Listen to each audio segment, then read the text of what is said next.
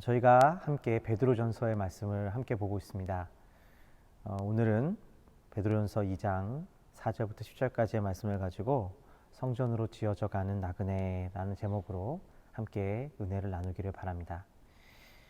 인도의 한 마을에 선교사님의 헌신으로 교회가 세워지게 되었다는 소식을 듣고 그 교회를 방문하게 되었던 적이 있습니다.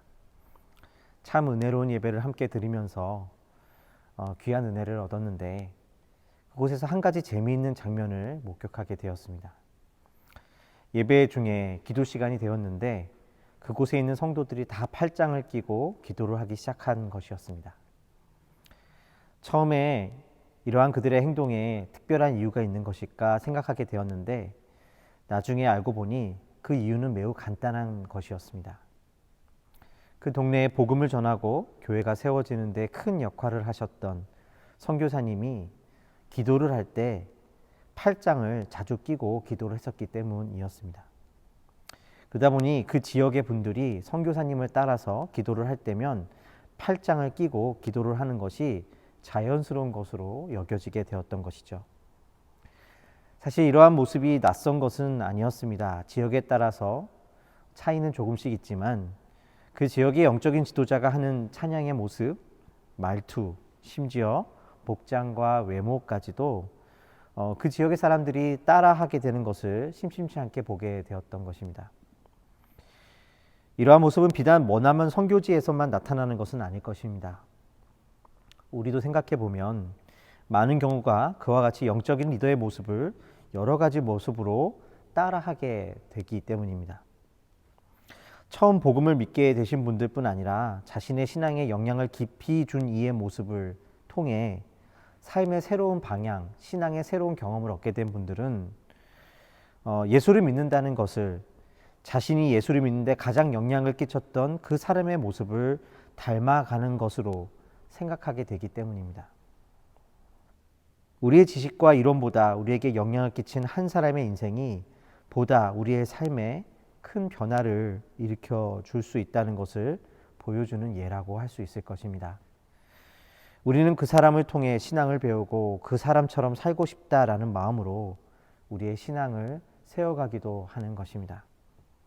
또 우리가 교회를 꿈꾼다고 했을 때조차도 그 공동체의 모습, 꿈꾸는 모습 또한 우리가 깊이 영향을 받아왔던 공동체의 모습, 교회의 모습을 따라 생각하게 되는 것이죠.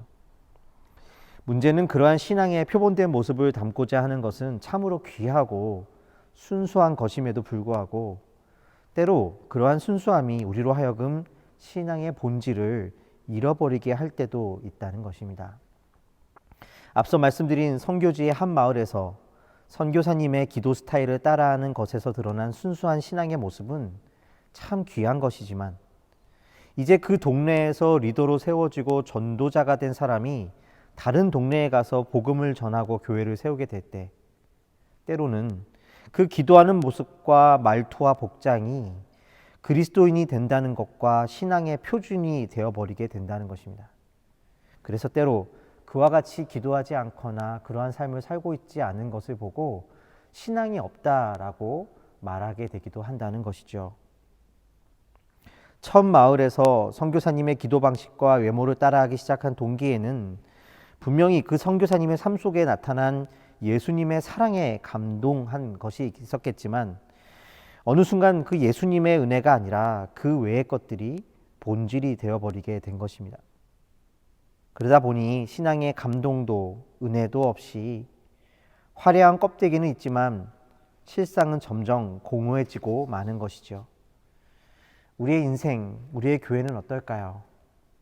우리의 삶과 교회의 껍데기는 더욱 이상적이라고 믿는 화려한 모습, 어쩌면 더 선교사님께서 오신 그 나라의 교회와 신앙에 가까운 모습이 될지는 모르지만 그 안에 진정 그의 삶을 움직였던 그 은혜와 사랑은 멀어져 가고 있는 것은 아닐까요?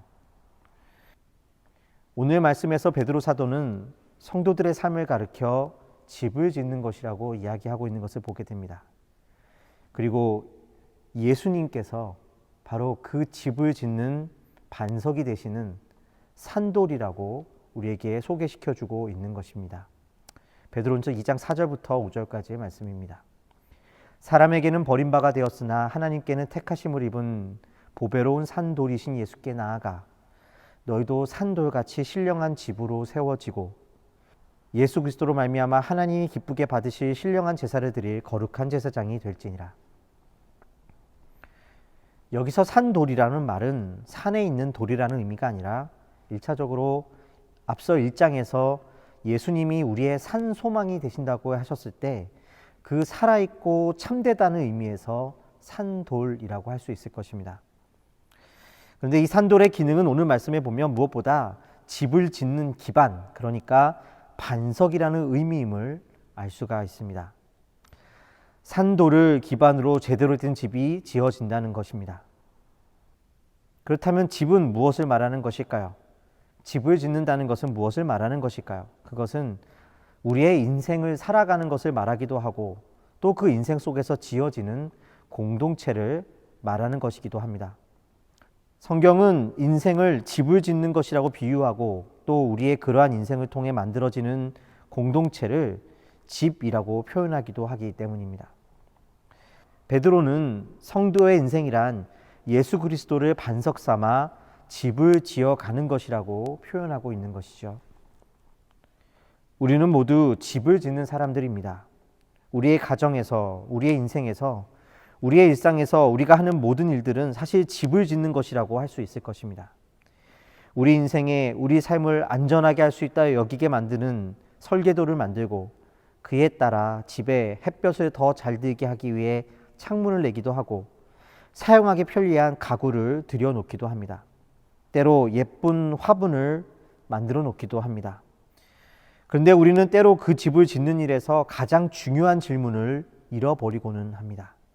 그것은 어떤 집을 누구를 위해 지어가고 있는가 하는 것입니다. 그 집에는 과연 누가 살 수 있는 것일까요? 만일 그 집이 아무리 화려할지라도 아무리 좋고 튼튼할지라도 혹시 그 집이 나 혼자 살 수 있는 곳이라면 그곳은 집이 아니라 차라리 성이라고 부를 수 있을 것입니다. 성경은 인간이 성을 짓거나 혹은 성전을 짓는 사람들이라고 보여줍니다. 다시 말해 우리가 우리의 인생에서 짓는 집의 모습은 성이 되거나 성전이 되거나 한다는 것입니다. 창세기 4장 14절에서 17절까지의 말씀입니다. 주께서 오늘 이 지면에서 나를 쫓아내시온즉 내가 주의 낯을 배웁지 못하리니 내가 땅에서 피하며 유리하는 자가 될지라 물은 나를 만나는 자마다 나를 죽이겠나이다. 여호와께서 그에게 이르시되 그렇지 아니하다. 가인을 죽이는 자는 벌을 7배나 받으리라 하시고 가인에게 표를 주사 그를 만나는 모든 사람에게서 죽임을 면하게 하시느니라. 가인이 여호와 앞을 떠나서 에덴 동쪽 놋 땅에 거주하더니 아내와 동침하매 그가 임신하여 에녹을 낳은지라. 가인이 성을 쌓고 그의 아들의 이름으로 성을 이름하여 에녹이라 하니. 자신의 동생 아벨을 질투하여 죽인 가인은 하나님 앞에서 쫓겨나 에덴 동쪽 놋 땅에 거주하면서 가장 먼저 한 일은 성을 짓는 일이었습니다. 여기서 성이 세워진 놋 땅이란 본래 유리하다, 배회하다라는 의미를 가지고 있는 곳입니다. 그러니까 이 말씀은 그가 단지 하나님과 함께 있던 땅을 떠나 놋 땅이라는 곳에 정착했음을 말해주는 것이 아니라 그가 하나님 앞에 범죄하여 떠나게 되었을 때 하나님을 떠나 배회하고 유리하였고 또 그래서 거기에 성을 세웠음을 보여주고 있는 것입니다. 그가 하나님 앞에 범죄하여 떠나게 되었을 때 하나님은 그에게 표를 주셔서 죽음을 면하게 하셨습니다. 그러나 그럼에도 불구하고 그는 자신을 위한 성을 쌓았습니다.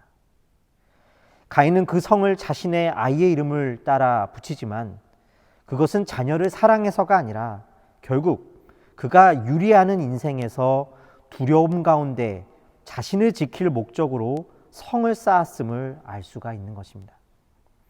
그는 하나님을 신뢰하지 않은 것입니다. 그래서 그가 쌓은 성은 단지 성이 아니라 하나님을 불신하는 표시였고 그곳은 집이 아니라 바로 성이었던 것입니다. 하나님을 떠나 배회하는 인생, 그가 취할 수 있는 방법은 바로 성을 쌓는 것에 있었던 것이죠. 그런데 그 성에서의 삶은 그를 안전하고 풍성하게 했을까요? 그럼 그의 성에는 누가 살 수 있었을까요? 하나님을 떠난 우리의 인생, 배회하는 삶에서 우리는 집이 아니라 사실은 성을 쌓고 있는 것은 아닙니까? 우리의 공동체, 우리의 가정, 우리 개개인의 삶, 그 모든 곳에서 드러나는 것은 성입니까? 아니면 집의 모습입니까? 그 모습이 어떠하든 하나님의 낯을 피한 인생 가운데 있는 두려움으로 그것을 쌓는 것이라면 그 집이 얼마나 화려하든 얼마나 많은 것을 가졌던 그것은 집이 아니라 성이 될 수밖에 없는 것입니다. 그렇다면 하나님이 지으시는 집은 어떤 모습일까요? 그 집은 오늘 말씀에 거룩하고 신령한 집, 제사장이 되는 집, 다시 말해 성전이라고 할 수 있을 것입니다. 성전은 어떤 곳일까요? 성전은 무엇보다 하나님의 용서하심이 선포되어지고 경험되어지는 곳입니다. 하나님의 은혜를 받을 자격이 없는 사람들이, 용서받을 수 없는 죄인들이 성전에 들어가 하나님의 용서하심을 경험하는 곳입니다.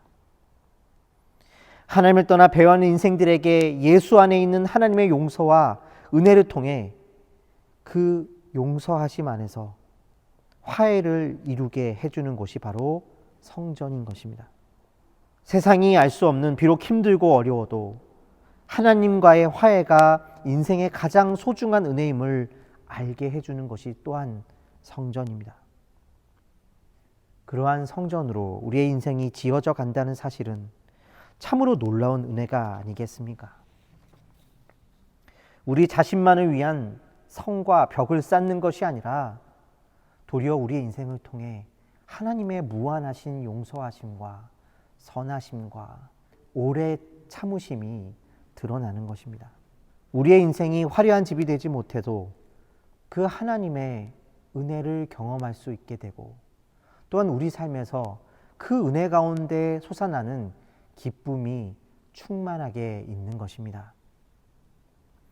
우리의 공동체가, 우리의 인생이, 우리의 가정이 그러한 제사장이 되고 성전이 되는 축복이 임하는 것, 놀라운 은혜 아니겠습니까?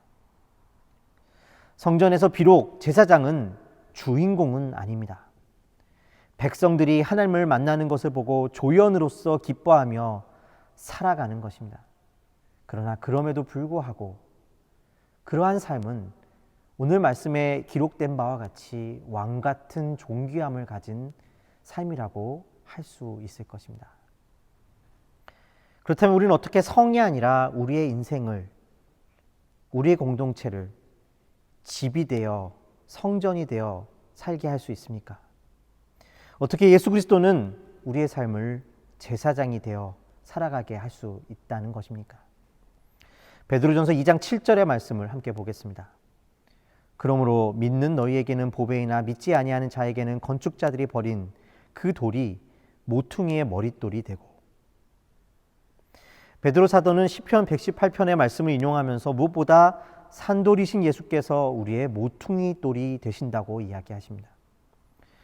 건축자들은 그 돌이 자신들이 지을 건물에 적합하지 않다고 생각해서 버렸지만 바로 그러한 돌이 우리의 모퉁이 돌이 될 때 우리의 인생은 성이 아니라 성전이 되어질 수 있다는 것입니다. 모퉁이 돌이란 건물을 지을 때 가장 먼저 집 모퉁이에 놓여져서 그 집의 크기와 모양과 높이를 결정하는 돌입니다. 그러니까 모퉁이 돌을 보면 그 최종적인 집의 모양과 크기와 높이를 알 수가 있는 것이죠. 건물의 겉모습으로 인해서 그 집이 성이냐 성전이냐를 가르는 것이 아니라 사실은 그 모퉁이 돌이 우리의 인생을 예수와 함께 지어지는 성전이 되게 하느냐 혹은 성이 되게 하느냐로 가르게 한다는 것입니다. 이 모퉁이 돌로 살아가는 것은 구체적으로 어떤 것입니까? 예수님을 산돌로 모퉁이 돌로 놓는다는 이 말씀의 배경은 다니엘서 2장에 나와 있습니다. 왕이여, 왕이 한 큰 신상을 보셨나이다. 그 신상이 왕의 앞에 섰는데 크고 광채가 매우 찬란하며 그 모양이 심히 두려우니 그 우상의 머리는 순금이요 가슴과 두 팔은 은이요 배와 넓적다리는 노시요 그 종아리는 쇠요 그 발은 얼마는 쇠요 얼마는 진흙이나이다. 또 왕이 보신즉 손대지 아니한 돌이 나와서 신상의 쇠와 진흙에 발을 쳐서 부서뜨리매 그때에 쇠와 진흙과 녹과 은과 금이 다 부서져 여름 타작마당의 겨같이 되어 바람에 불려 간 곳이 없었고 우상을 친 돌은 태산을 이루어 온 세계에 가득하였나이다. 다니엘은 바벨론의 궁전에서 당시 최고의 권력자였던 바벨론의 왕 느부갓네살의 꿈을 보게 되었습니다. 그것은 큰 신상이었는데 머리와 팔과 몸과 발이 각각 금과 은과 녹과 쇠 등으로 이루어져 있었다는 것입니다. 그때 손대지 아니한 돌이 나와서 그 신상을 쳐서 부서뜨리는데 그로 말미암아 그 돌은 온 세계에 흩어져 가득하게 되었다라는 것입니다. 다니엘은 이 환상을 통해 이 신상의 모습과 각 부분은 각각 이제 바벨론과 그 뒤를 이을 여러 제국들을 나타내는데 결국은 손대지 아니한 돌, 하나님의 나라를 통해 그 모든 제국들이 무너지게 될 것을 말합니다. 다시 말해 이 세상의 영화로움과 영원할 것 같은 인간의 손으로 만든 모든 제국들과 신상들은 또 그것을 대체하며 또 다른 세계를 열 것 같은 그러한 모든 것들은 모두 하나님의 나라 앞에 무너지게 될 것이라는 것입니다. 그런데 그것들을 무너뜨리는 하나님 나라를 왜 손대지 아니한 돌이라는 이름으로 불렀을까요? 사람이 다듬지 않은 이러한 돌을 살아있는 돌, 곧 산돌이라고 할 수 있을 것입니다. 본래 건축자들이 건축을 하기 전에 산에서 가지고 온 다듬지 않은 돌을 말합니다. 그런데 오늘 말씀에 베드로는 예수님께서 이와 같은 산돌이 되신다고 이야기합니다. 또 바로 그러한 산돌은 건축자들의 버림을 받았음에도 불구하고 우리의 머릿돌이 되셨다고 이야기합니다. 무슨 뜻일까요? 건축자들과 하나님께서 지으시는 집의 모습이 달랐다라는 것입니다. 건축자들이 보기에는 예수라는 돌은 도저히 자신들이 생각하는 집을 짓기에 적합한 돌이 아니었다라는 것입니다. 다니엘이 보았던 환상에서 집은 아니지만 자신들이 원하는 모습의 신상을 만들기 위해 깎고 다듬은 돌이 아닌 다듬지 않은 돌이 그 신상을 부순다는 것은 우리가 어떻게 세상의 권세를 이기는가, 어떻게 이 땅에 이루어질 하나님의 나라의 보루로서 교회가 지어져 가는가, 그 능력이 어디에 있는가를 보여주고 있는 것입니다.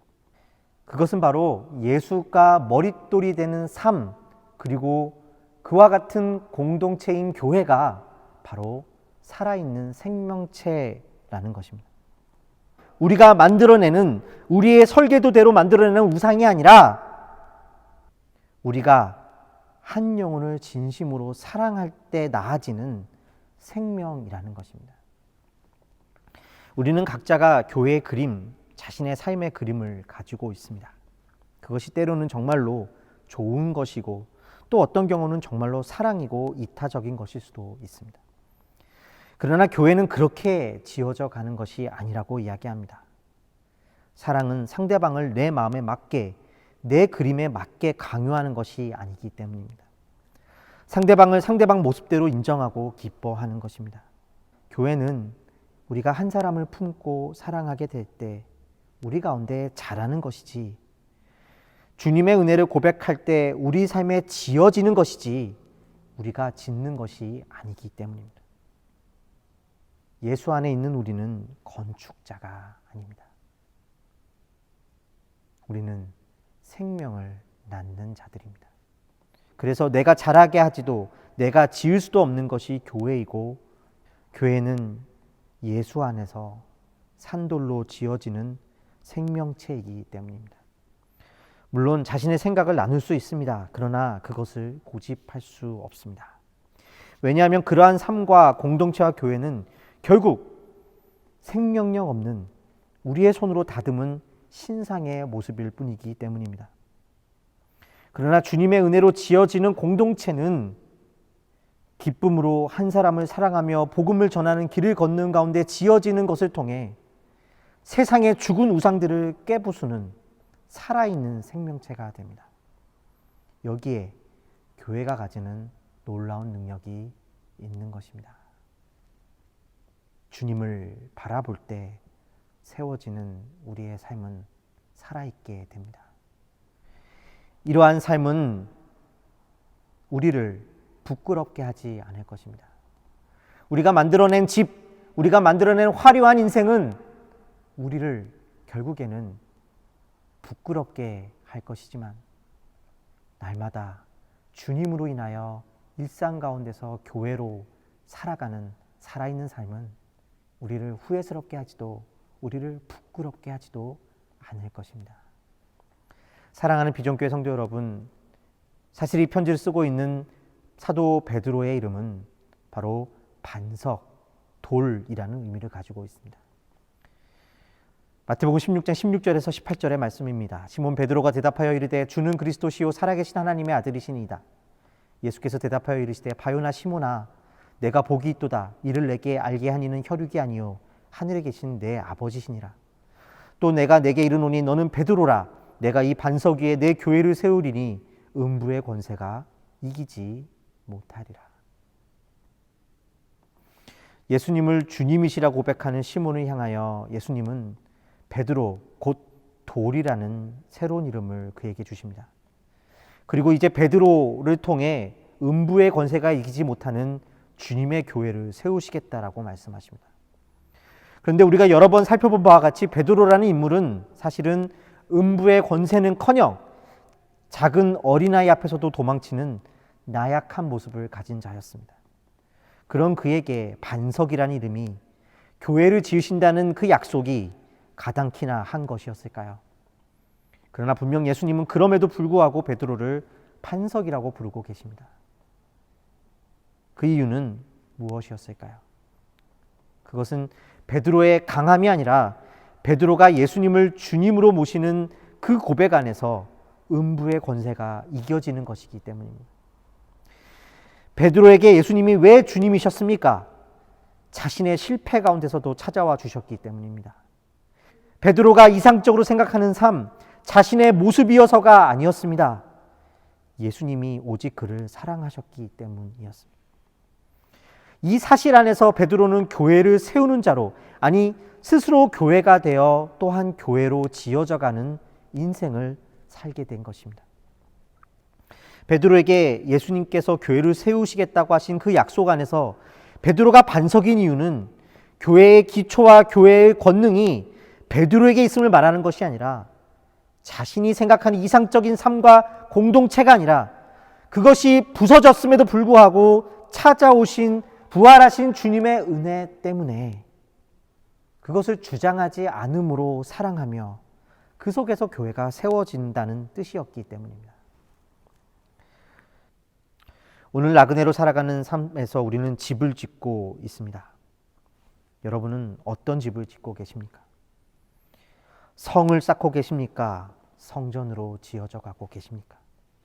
아니면 성전이라고 부르면서도 스스로가 주인된 성을 스스로 쌓고 계십니까? 우리의 삶에서 우리를 붙들고 계신 예수의 은혜를 붙들고 주님이 거하시는 사랑의 성전으로 지어져 가시기를 주님의 이름으로 축원드립니다. 은혜 안에서 우리는 우리의 고집스러움을 그래서 잠시 내려놓을 수 있습니다. 두려움과 상처 속에서 성을 쌓아가는 내 손을 멈추고 주님이 우리 삶에 지어 가시는 집, 성전을 볼 수가 있습니다. 우리가 틀려도 괜찮습니다. 주님이 붙들고 계시기 때문입니다. 내가 생각하는 우리가 경험하고 보았던 이상적인 공동체, 내가 생각하는 이상적인 삶이 아니어도 괜찮습니다. 실패해도 괜찮습니다. 성전 대신, 제사장 대신 주님이 우리를 용서하셨기 때문입니다. 내가 그려내는 그림이 그 집의 모습이 설령 완성된다 한들 그것이 정말로 우리 삶을 풍성하게 해주지는 못함을 그 예수 안에서 보았기 때문입니다. 주님이 지금 여러분과 함께 하고 계십니다. 그러니 우리 앞에 있는 한 영혼을 포기하지 않고 마주하십시오. 그리고 예수 안에 있는 용서로 있는 그대로 그를 환대하십시오. 부족해도 괜찮습니다. 우리의 이상과 공동체가 아니라 두려움 없이 한 사람을 사랑하십시오. 이상적인 공동체가 되어지는 것이 아니라 하나님이 지으시는 그러한 삶을 통해 우리의 삶은 성전과 제사장이 되어가고 하나님의 용서하심을 세상이 알게 될 것입니다. 교회는 하나님의 용서하심을 선포하는 성전임을 기억하십시다. 그러한 성전으로 살아가시는 저와 여러분의 삶이 되시기를 주님의 이름으로 축원드리겠습니다. 기도하겠습니다. 고맙고 감사하신 아버지 하나님, 오늘도 집을 지어갑니다. 주님, 우리의 인생에서 지어지는 집은 그리스도가 모퉁이 돌이 된 집입니까? 아니면 우리도 건축자들처럼 예수를 버리고 있습니까? 주님, 부활하신 주님의 은혜 가운데 우리가 이제 예수를 모퉁이 돌 삼아 성전으로 지어가게 하시고 그로 말미암아 이 세상으로 하여금 참으로 하나님의 용서하심과 은혜를 경험할 수 있도록, 그렇게 우리의 삶이 제사장으로 지어져 갈 수 있도록 축복하여 주시옵소서. 감사하며 예수 그리스도의 이름으로 기도하였습니다. 아멘.